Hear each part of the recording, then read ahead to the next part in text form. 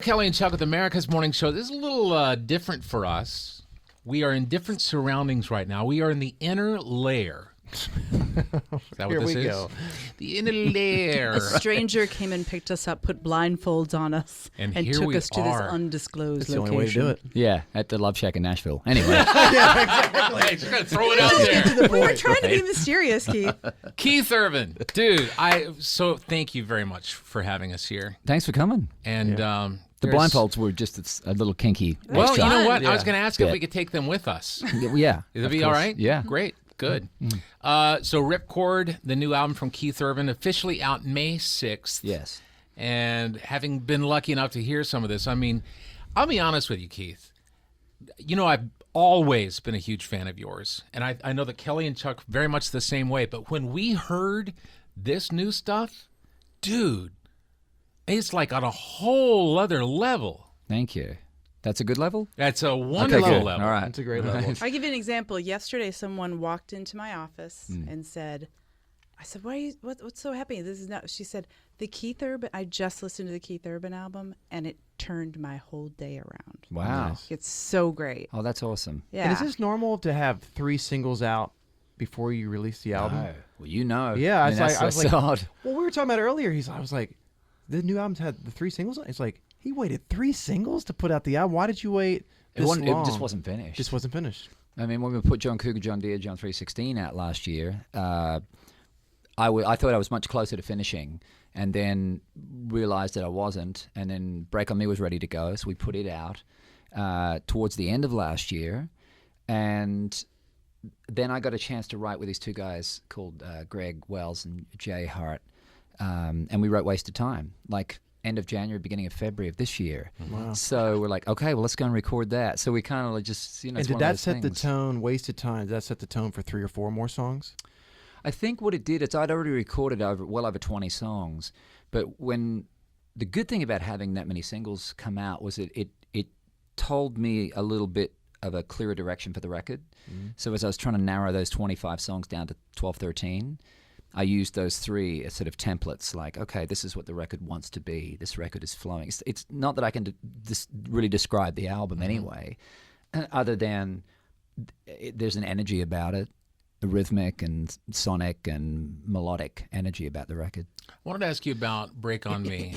You know, obviously, we know that there have been troubling times, there have been challenges for you and your family over the last year. I know that Nicole's father passing away. And I wondered whether or not any of that, if the song Break on Me, that you are there, you know, I'm here for you.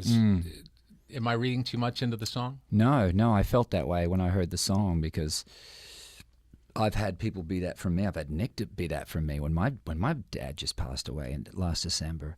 So it's I know that place really well. You know, it's a beautiful song. I wished I'd written it. And then John Cougar, John Deere, John 316. I think our buddy Shane McAnally was. That's right. He's one of the writers Well, it on didn't that. start like that, right? It started out, it wasn't John Cougar, John Deere. It started out as a John song or something like that. Not that I know of. I don't know that story. But that's what's in the prep. It did start out. Yeah. It did start out with the bass line. There was what gave that song the feel. When you started playing the bass a certain way or something? Those guys had demoed the song, of course, and they sent that to me. I loved the song, but we went into the studio to cut it, and you know, I was playing a guitar. Normally is what I would do, and Matt Chamberlain was on drums. So we thought, well, let's do a drums and guitar, just drums and guitar, and we sort of, and it wasn't the thing. You know, I felt like this is not the thing yet. It wasn't inspiring to sing to. And I was trying to find a track, something that I could sing to. You know what it's like. You're in the studio, and you need to be inspired. Yeah. If you're gonna do something, gotta feel it. You gotta feel it. It's got to inspire you. And that wasn't it. I put the guitar away, and there was a piano. I played the piano for a sec, and that wasn't it. I grabbed a mandolin. I was like, it's almost there. And then there was this bass hanging on the wall, literally hanging on the wall at the studio. And I grabbed the bass, plugged it in, and that opening riff, like, came out of that bass like immediately. And that's something. And then you did. That whole thing. So that played with the drums, and then I started singing, and it felt like, okay, this is inspiring. This is inspiring. Yeah. That is crazy. But in a Chevy's all you. In a Chevy. Huh? You came up with that, right? Come on. In a Chevy.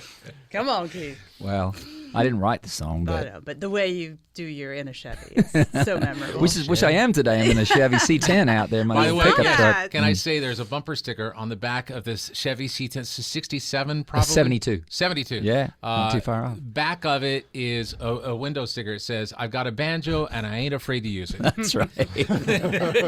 Somebody gave me that sticker, so I put it on my truck. I love it. It's brilliant. Now, you have such an appreciation for cars. I mean, not only the new things, but obviously the Chevy C10. What is is it kind of like when you're going to go out for the day, do you think, you know what, it's a pickup day? Or Yes. today's sports car day? Totally. I had a sport car here yesterday, and today I was like, man, I haven't taken in my truck in a while, and it took a while to start it, but then it fired up, and off I go. And of course, I love that truck because it's only got an AM radio in it with a speaker in the dash. So that's what I listen to. Well, I'm going to have to get you one that has FM so you can listen to us. There you go. You know? Yeah. So FM 103. You just put a little foil on your head and you can tune us in. That'd be a good look. Makes That'd for be a good look. great at Yeah, stop signs. it'll go well with the sticker. That's right. Blair alluded to what a year you've had with death in your family. What all of us go through, being humbled and brought to our knees. And you've also been extremely busy. Like, you've worn so many hats this year. It's not surprising that it took a while to get the album done. Did being a dad and being on American Idol, did all of that play into kind of, all right, now it's time? Yes. It did, because it wasn't like being in a studio for 15 months, so the length of time from when I started to when I finished, but I do a lot of things, and we moved around a lot too. I mean, we even spent a lot of time in London last year. So I brought this guy Busby, who I've written a bit with. I flew him over to London, and we spent a couple of days in the studio there, and we wrote 2 songs actually that made it to the record. One's called Your Body, and the other's called The Fighter, that I do with Carrie Underwood. They were both written and recorded in London. Fighter is so good. Thank you. It is so good. Well, don't you find that the busier you are, the more focused you are? Because you have to learn to be like, all right, I'm doing this now. I need to focus extra hard so I can get this done. Yeah. Do it right and go to the next. I think what I can benefit from it is having a fresh take on it each time I come back to it. Right. And not be, there's pros and cons with being able to stay in something versus being pulled out of it constantly and coming back. Because every time I come back, I feel like I can hear it fresh and it helps me. Do you compartmentalize? I was going to say, yeah. Yes, extremely well. I can switch stuff on and off really, really quick. What about multitasking?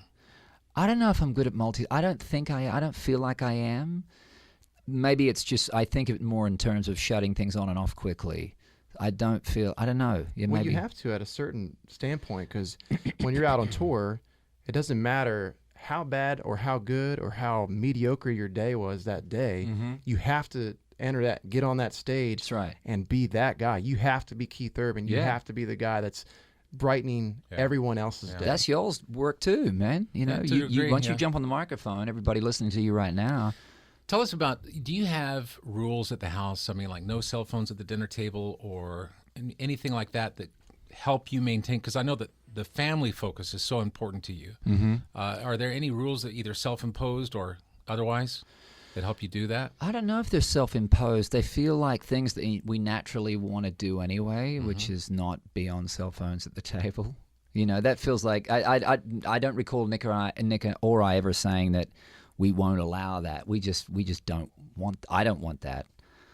At the table. So. Are you ever just cut up silly with the kids?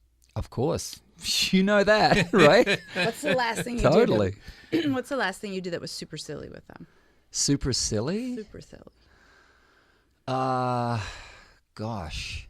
Well, I was trying to piggyback both of them simultaneously up the stairs last night, which is, becoming more and more challenging as they're growing. They still want to do it. Safety issue, yeah. And a safety issue, and it's just trying to keep everybody on and going up the stairs in one piece is often hilarious, especially when they start grabbing because they can reach the roof while they're on Dad's back. So they're grabbing stuff, and I'm like, don't do that as we're going up the stairs. I'm about to fall back. Are they tall? They're going to be tall? They got mama's legs. Yeah, right. Thank God. Some of the songs on Ripcord, when you can download it May 6th from Keith Urban, Gone Tomorrow Here Today is the first song on here. And this is where you had the banjo and you weren't afraid to use it. That's right. I love the chord progression in this. It's got a really infectious kind of a dance groove. Right. There's some danceable songs on this album. A lot on the record. I was leaning more in that direction, I think, because that's just where I was. I was just in that place, and especially I love touring, and I love knowing I've got a lot of songs to put in a set list that'll be energized. Now, I was wondering when I was listening to these different, because it does seem as if, that was the place where you were. I wondered whether or not your time on Idol and being exposed to all the different genres of music that come across there, I wondered if that had any kind of influence on the production of Ripcord.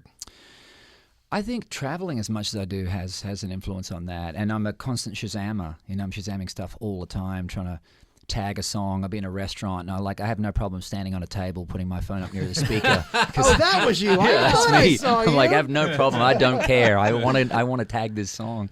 And that app alone has changed the way I make music, because it's enabled me to pull and absorb really eclectic playlists that somehow they permeate things. It may not be so literal as going in and writing a song based on this, but I find all that stuff goes into the head, and you memorize all this stuff. And when you get in the studio, this sense of creative liberation is there, because all of this is opening up all of our worlds now to what can be. If we were to look into the browser history of Keith Urban's, iTunes, if you could do that, what do you think would be some of the more surprising songs that we would find?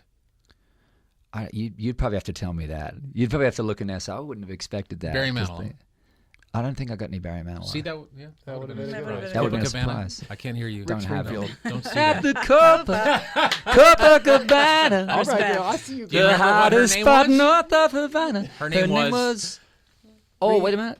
Her name was... I got it. No. Is it Rita? Lola. No, Lola. Her name was Lola. She was a showgirl That's with right. feathers I'm glad in her I dress didn't know cut down that. to there. Yeah, What are you saying? Hey, no. Keith, you passed the test. I knew enough You of passed it, the test. but not too much of it, which was just right. Okay.